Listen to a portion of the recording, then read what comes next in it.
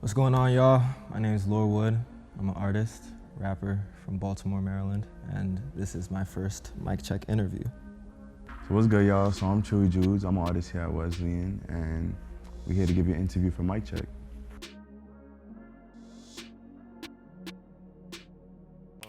LorWood right here. So I mean, let's start it off. Like, tell me a little bit about yourself. Well, I'm a rapper.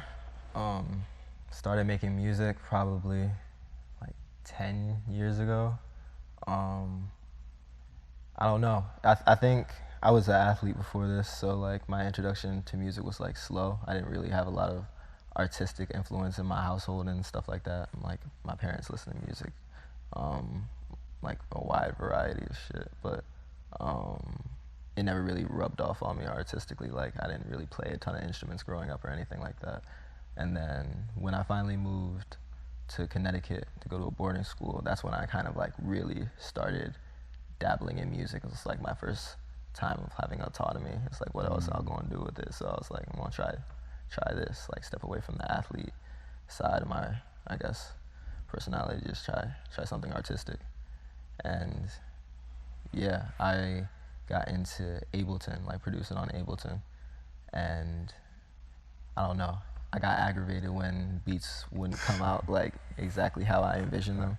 And I think it just became easier for me to like write and start engineering my voice. So I would like make full songs with like no beat, just using my voice and things like that. And then slowly I started, dabbling on like downloading beats from people and working with producers. And then just started gradually making music, like, in the bedroom type vibe. So so since you said like you didn't have like nobody in your household or whatever to like really influence you in music, like who would you say is like certain artists that really influence you in music? Like who are those people? Like what really, like, or are there any at least influences? Yeah, I mean, I definitely have been influenced by a ton of people. I used to listen to everything, like Bruno Mars and Maroon 5 and stuff, like Ray Shermer, Big Sean, like back in the day, like old middle school dance type vibes, like Usher and Young Thug. And then when I moved to Connecticut, my music taste kind of changed. Like I don't think I listened to a ton of music. I was just like listening to what's on the radio or like what I find on YouTube, come across like old Chief Keef videos and stuff like that. But when I moved up to Connecticut, I started like getting hip to New York artists, Texas artists, like Connecticut artists I had no idea about before. Like my bubble was so like DMV and like what was like pop, like and fresh. And what's like, DMV, just so they know? Like DMV? The DMV is, bro, okay. I'm not from the DMV, I'm from Baltimore. Like there's a difference, I think there's a difference like culturally, but DMV is DC, Maryland, Virginia. And that whole area is kind of like a, it's like a, I don't want to say, there's just like not a ton of mainstream exposure when you think of like DMV. Like you think of Atlanta, you think of New York, you think of like Cali or Texas, But I don't think anyone really thinks of the DMV having like a lot of potential artistically, but there's a ton of like people, like, and there have been a ton of people who make it out the DMV, you know what I'm saying? But I think just there's a lot more talent and passion in there that definitely hasn't been tapped into, but I think it's coming. But I'm from Baltimore, and Baltimore is, I think, even worse than the DMV as a whole. Like, you only have a couple people that I know, like, and I'm not super hip to Baltimore music because I move around a lot, but like when I was growing up, I wasn't really influenced by like the sound of my city, I don't think. So I mean, you just dropped an album, right? So like, what is that about? What is it called? It's called She Love 3. So like, what is it about? Like the concept of like the She Love album, the original one, it was based around like a relationship, like the story of a relationship or the end of a relationship, and kind of like how the changes of like being enamored with like love and infatuation, like it transferred to being like having like all this passion and it has nowhere to go, so it just like transfers into art type shit. And so I made that album, the first She Love album, I think my freshman year at college. And that was your first album? That was my first proper album, like where I started to really find out more about production and engineering and just my quality, I think, in music and like my evolution of my sound kind of changed because I started talking about things that I really wanted to talk about. Um, and yeah, it was just like, it was really freeing for me in that moment to have that opportunity to like express how I was feeling, and people would be like, you know, like respond to it in a positive way. And so I just kind of kept the theme going. And a lot of these like songs that are kind of grungy and melodic and like heartfelt and shit like that. So yeah, this is the third and probably last one I'm about to do. Why is it gonna be the last? I don't know. I think there's just like, it's just a trilogy. There's just three chapters in it. And I think now it's on to like Bigger, better. yeah, new. This is like the background stories, kind of like direction I'm about to be headed, I think, you know. So your first song, so the intro, I heard there's like a voice memo in there or something. Yeah. Like, what is that about? Who is that? If you could even tell us, but you know. I mean, I don't know. It was someone who I had a relationship with type shit, and you know, I kind of heard it or came across it in my phone, and I thought it was like strangely, like, you know how you just find a coincidence and you're just like, Yeah. huh, like It was yeah, that was real. God damn. And I was like, that's so funny that I'm like trying to engineer the last of these songs and I'm going through track list and all this stuff, and I'm getting like, oh, you know, run out of storage on your laptop. So I'm like, ah, shit, let me like clear some stuff. First thing I go to is downloads, and like all of my downloads, like I just click sort them by like voice and then pictures and documents. And the first voice memo, I click on it trying to see what it is, like maybe it's important or like a loop or a song or something. And it's a voice memo. And I'm like, oh shit. damn. I listened to it all the way through. It was long as hell. I just like chopped it. I felt like, I don't know. I felt like that just was matching the tone of everything I was trying to perfect. get. Like, So I included one, and at that point I was like, huh, I feel like this kind of needs to end because it's, you know, beginning and end. And that was like kind of the, I guess, one of the better, you know what I'm saying, voice memos I probably gotten. And then I had another one, and I was like, felt like this would be the good contrast to the album, like the feel, the vibe, just overall coherence, you know what I'm saying? But yeah, they were both real, and they were both, I was thinking about even like putting them in, but I was just like, for the sake of the piece, it wasn't really like on some foul intention, oh, I'm trying to like be weird and like drop songs, like, I don't know. If they hear them, I don't think they would hear them for real. But if they did hear them, I don't think it would be something like, nigga would be like, you're wrong, you know? Yeah. But we'll see. What's your favorite song on the album? I think I have a couple, I'm not gonna lie. But I think the one that is like my personal favorite is probably Running with O's. I'm not gonna lie. I like that song. Yeah, I really like that one. It has a lot of like, it's more slowed down, especially in that album. Like, it's more of you like singing, really like feeling the beat. I don't know. It was a different vibe for me to type, like to make. But I felt like in that song I was like honest, and it felt good being able to like put it out. So like it's off my chest, like, cause you know I hold on to a lot of these songs for like months and months at a time. Like I make a lot of music, but this one was just standing out to me the whole time. And it's not like the same pace like you said, but it was like, it still felt like it was a vibe that I needed that was gonna be like differentiate. Oh, you don't make this the same stuff. Like I got a lot of songs like that. Yeah. But I think it's just trying to make it as diverse as possible. Just touch a little bit of everything. My goal, but that song got a good story to it. Anything else, like other two? Joint I Got With You. Forecast?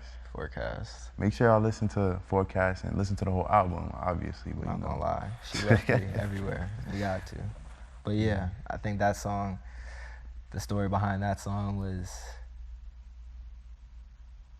fueled by, I don't know. I remember exactly where I was when I made it. I was like sleeping in a basement, this unfinished basement in Connecticut. And goddamn, I was like surviving only off like ramen noodles on some crazy stuff. Mm. And at the time, I was like talking to somebody, and it was just like super chaotic. You know what I'm saying? Just a chaotic ass relationship. And I made that song. It's like purely. I think I spent like maybe 4 or 5 hours on like that song. Yeah, just like in terms of like getting the actual tone of it right. But I never wanted to release it, and then like it wasn't until I had showed you and I was like, you had hopped on it. I was like, dang, bro, like the story on this is actually crazy. Like, and it was so cohesive. So I was like, bro, I think that's gotta be my second favorite for sure, for sure. That song got heart. That song got a lot of love in it. But yeah, I think like overall, I can't really say which one is like my favorite because I really like do. a different story or something. Yeah, they all got different stories, like for their different vibes for me, and they match exactly like what I was trying to do. So that's why I dropped them the way I did. But I really think like from top to bottom, it's got a ton of hitters. Yes, sir. Yeah. All right. So like, how many songs you make in, let's say, a week or a month period? Because I know you really be going crazy. A week or a month, like. All right. Let's say in a month, how much songs do you think you make? I'll probably make like 60 songs, like 60 songs in a month. Yeah, somewhere around there. And it's like it'll vary. Like, you know, we at school. Yeah. It's probably looking like, you know what I'm saying, 25, maybe 30 in a month for real. But in the summertime, it probably look like more than 100 songs because like I'm not doing nothing for real. Like, I'm not the type to be outside and trying to like party or all that extra. Like, I'm pretty much like one or the other, just work or music. So I don't really.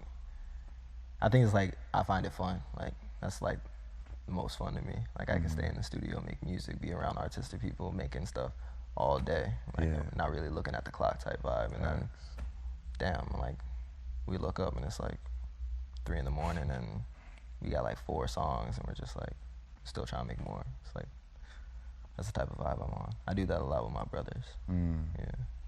Well, how are they, like, I don't know if this is too personal, but how are they to like your process? Like, I think we were super close when I first started because like it was trash.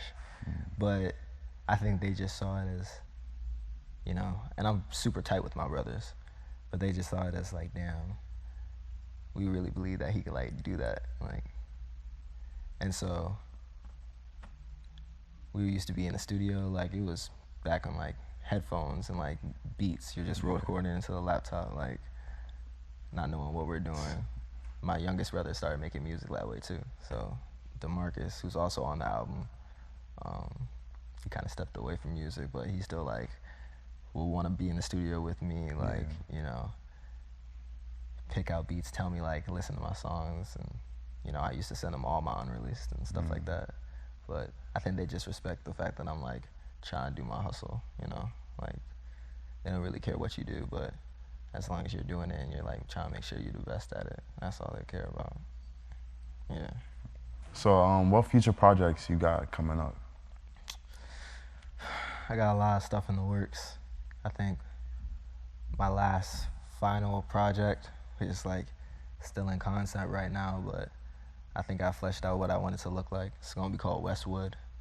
It's kind of like probably by the time I graduate or something, like it's gonna be a collection of just everything, like contemporary. It's not gonna be about old stories past or anything. It's like rapping about like just experience, college, music, balancing life, you know what I'm saying? Just still try to keep them same motifs I be having in my music, but just make them mature a little bit more, make something probably more people can relate to. How did the you know, experience like coming to college like really help you, like especially like with Mic Check, like performing there and all that? I think that